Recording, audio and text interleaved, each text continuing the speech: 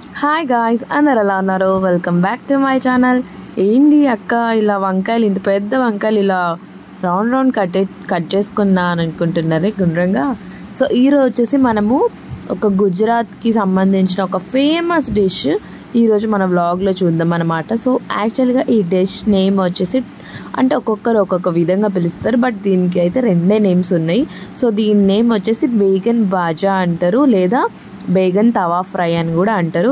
So ఈరోజు ఇది simple and easy recipe and చాలా టేస్టీగా ఉంటుంది. సో ఎలా చేయాలి ఏంది అనేది ఈ వ్లాగ్లో అయితే చూసేయండి.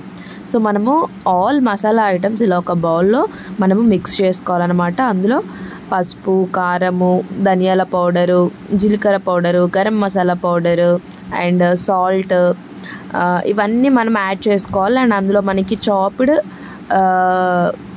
కొరియాండర్ లీవ్స్ కూడా మనం యాడ్ చేసుకోవచ్చు మన దగ్గర ఉన్నప్పుడు, అవైలబుల్గా ఉన్నప్పుడు. సో నా దగ్గర ఈరోజు లేకపోతే నేను కొత్తిమీర అయితే స్కిప్ చేశాను. సో మిగతా మసాలా థింగ్స్ అంతా మనం what ever masala, veg masalas అయితే యూజ్ చేస్తామో అవన్నీ మనం అన్ని స్పైసెస్ ఒక దగ్గర మిక్స్ చేసుకోవాలన్నమాట. అండ్ అన్ని స్పైసెస్ ఒక దగ్గర మిక్స్ చేసేసుకున్నాక ఇక్కడ నేను వచ్చేసి నా దగ్గర గరం మసాలా ఎవరెస్ట్ కంపెనీది ఉంటే అది కూడా నేను కొద్దిగా యాడ్ చేసుకున్నా. అండ్ దీని ద్వారా మనం గరం మసాలా యాడ్ చేసుకున్నప్పుడు టేస్ట్ అనేది చాలా బాగా అంటే రిచ్నెస్, ఆ టేస్ట్ అనేది చాలా బాగుంటుంది. అండ్ ఇందులో మనం కొద్దిగా కలర్ యూస్ చేసుకోవాలి, అంటే కొంచెం రెడ్డిష్ కలర్లో అవుపియాలి అనుకునే వాళ్ళు మనకి ఎక్స్ట్రా కాశ్మీరీ లాల్ మిర్చ్ పౌడర్ కూడా యూస్ చేయొచ్చు. సో ఇలాంటి ఒక పెనం తీసుకున్న తర్వాత పెనం మీద మనము ఆయిల్ అనేది యాడ్ చేసుకోవాలన్నమాట. అండ్ ఇలా ఆయిల్ అంతా యాడ్ చేసుకున్న తర్వాత ఓవరాల్ పెనం అంతా గ్రీస్ అయ్యే విధంగా, అంటే ఓవరాల్ పెనం మీద మొత్తం ఆయిల్ స్ప్రెడ్ అయ్యే విధంగా చూసుకోవాలి మనము. అలా స్ప్రెడ్ అయిన తర్వాత మనము ఇంతకుముందు అయితే ఏదైతే మసాలాస్ అయితే ఏదైతే మనము ఒక బౌల్లో తీసుకున్నామో అందులో కొద్దిగంత ఆయిల్ అండ్ కొద్దిగంత వాటర్ యాడ్ చేసుకొని మనము ఆ మసాలాస్ అంతా మనము హ్యాండ్స్తోనే మొత్తం మిక్సప్ చేసేసుకోవాలన్నమాట. మనము వంకాయలకి రెండు వైపులా మొత్తం ఇలా ఇక్కడ చూపిస్తున్న విధంగా నేను మసాలా అయితే మొత్తం అప్లై చేసుకున్నా, బోత్ సైడ్స్. అండ్ ఇప్పుడు వచ్చేసి పెనం కూడా హీట్ అయిపోయిందో లేదో ఒకసారి చెక్ చేసుకున్నాక మనము పెనం హీట్ అయిపోయాక మనము ఇవి వచ్చేసి మనం ఓవరాల్గా ఎన్ని అయితే అడ్జస్ట్ అవుతుందో అన్ని మనము వీలైనన్ని మనము పెనం మీద వేసుకోవాలి. సో నేను మోస్ట్లీ ఇది నాన్ స్టిక్ ఏదైతే ఉంటే మనకి దోశ పెనం అలాంటి వాటి మీద చేస్తే బెటర్.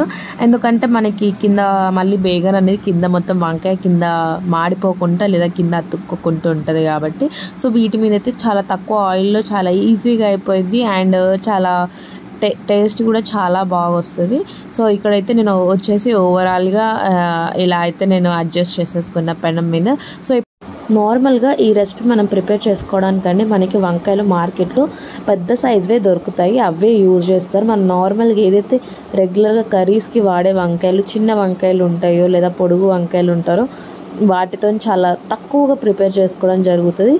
సో వీటికి వచ్చేసి మనకి ఎగ్ ప్లాంట్ అనే మన బిగ్ సైజ్, అంటే చాలా బిగ్ సైజులో ఉంటాయి వంకాయలు, ఆ వంకాయలతోనే ఇవి అంటే ప్రిపేర్ చేయడం జరుగుతుంది. అదైతే చాలా పర్ఫెక్ట్ సైజ్ ఉంటుంది. ఎలా అంటే పర్ పర్సన్ ఒక 2 అన్నట్టుగా సర్వ్ చేసుకోవచ్చు. సో నేనైతే ఏదైతే మన బౌల్లో నేను మసాలా అయితే మిక్స్ చేసుకున్నానో అందులో కొద్దిగా మిగిలిపోయింది మసాలా. సో అందులో కొద్దిగంత వాటర్ అయితే కొద్దిగా పోసేసుకొని మొత్తం మిక్స్ చేసుకొని ఏదైతే వంకాయ పైన కొంచెం ఎక్కడెక్కడైతే మసాలా తగలలేదో అక్కడ కూడా నేను పైన అద్దేసుకుంటున్నా. అండ్ మనం అయితే ఎలా అయితే దోశ పైన మనము ఆయిల్ అనేది గ్రీస్ చేసుకుంటామో అదేవిధంగా దీనిపైన కూడా ఆయిల్ అనేది మనం అప్లై చేసుకోవాలి. సేమ్ దోశ పైన మనం ఎలా అయితే ఆయిల్ అప్లై చేస్తామో అదే విధంగా. సో ఇక్కడ నేను చూపిస్తున్న విధంగా ఒకదాని తర్వాత ఒకటి ఫ్లిప్ చేసేసుకోవాలన్నమాట. సో ఇక్కడ మీరు చూడొచ్చు ఆల్రెడీ వంకాయ వచ్చేసి ఆల్రెడీ కుక్ అయిపోయింది ఒక సైడ్ అండ్ చాలా సాఫ్ట్గా కూడా అయిపోయింది. అండ్ ఇవి చాలాసేపు కుక్ అయిపోతే చాలా డెలికేటెడ్ అయిపోతుంది. మనం తీసినప్పుడే బ్రేక్ అయిపోద్ది అన్నమాట, షేప్ అవుట్ అయిపోద్ది. సో దానికోసం అని చెప్పేసి చాలా జాగ్రత్తగా కుక్ చేసుకోండి. అండ్ అలాగే చాలా లాంగ్ టైం వరకు కుక్ చేసుకోకుండా కొంచెము అంటే మొత్తం ఉడికి మసాలా అంతా వంకాయలకు బాగా పట్టే విధంగా ఆ టైం వరకు ఉడికితే చాలన్నమాట. అండ్ మనము మరి కొద్దిసేపు ఇంకో వైపు కూడా మనము డీప్ ఫ్రై అయితే చేసేసుకుందాము. అండ్ ఇది ఇంకో వైపు కూడా ఇదైపోయింది. అండ్ చూడొచ్చు కొంచెం పెనం మీద అయితే స్టిక్ అయింది. సో దీనికోసం అని చెప్పేసి ఇలా ఒకవేళ స్టిక్ అయినట్టు మీకు అనిపిస్తే కనుక కొంచెం సైడ్స్ ఎడ్జెస్ నుంచి ఆయిల్ అనేది అప్లై చేసుకోండి. సో నాకైతే అవసరం రాలేదు, ఎందుకంటే ఇక్కడ మీరు చూడొచ్చు నా ఎలా అయితే ఇప్పుడు వంకాయలు చాలా ఈజీగా ఫ్లిప్ చేయగలుగుతున్నాను నేను. అండ్ ఇది వచ్చేసి మనకి మోర్ ఓవర్లీ ఏదైనా పప్పు లాంటి ప్రిపేర్ చేసుకుంటాం చూడండి, వాటికి సైడ్ డిషెస్ లాగా ఇది చాలా బాగుంటుంది. అండ్ మోర్ ఓవర్లీ రోటీతోనైతే చాలా బాగుంటుంది. సో మాకైతే రోటీతో చాలా ఇష్టము. అండ్ ఒకవేళ రైస్తో మన సైడ్ నార్మల్గా రైస్ చాలామంది తింటారు కాబట్టి రైస్తో కూడా ఒకసారి ట్రై చేసి చూడండి, చాలా బాగుంటుంది అసలు ఈ రెసిపీ. ఒకసారి మీరు ట్రై చేస్తే మీకు మళ్ళీ మళ్ళీ చేసుకొని తినాలి అని అనిపించుద్ది, అంతలా బాగుంటుంది. సో నార్మల్గా ఇది ఒకసారి నేను మార్కెట్లో వెళ్తే ఇంత పెద్ద సైజు వంకాయలు ఏం చేస్తారా నాయన అని నేను వెజిటేబుల్స్ వాళ్ళని అడిగితే, మేడం ఇది ఒక separate Gujarati style food prepare చేస్తారు మేడం దీంతోనంటే, అవునా అని చెప్పేసి నేను ఒకసారి తీసుకొచ్చి నాకు తెలిసిన వాళ్ళని కనుక్కొని ఇది ప్రిపేర్ చేయడం జరిగింది. సో నాకైతే చాలా బాగా దీని టేస్ట్ నచ్చింది. అప్పటి నుంచి మా ఇంట్లో ఎప్పుడు చూసినా ఫ్రీక్వెంట్గా ప్రిపేర్ చేసుకుంటూ ఉంటాం. అండ్ ఎప్పుడైనా కర్రీ లేదు ఇన్స్టెంట్గా కావాలి మనకి అంటే ఇది చాలా బెస్ట్ ఆప్షన్ అనమాట. చాలా ఫాస్ట్గా అయిపోద్ది అండ్ చాలా తొందరగా అయిపోద్ది అండ్ ఎక్కువ కష్టపడాల్సిన అవసరం కూడా ఉండదు. సో తప్పకుండా మీకు ఒకసారి ట్రై చేస్తారని నేనైతే అనుకుంటున్నా.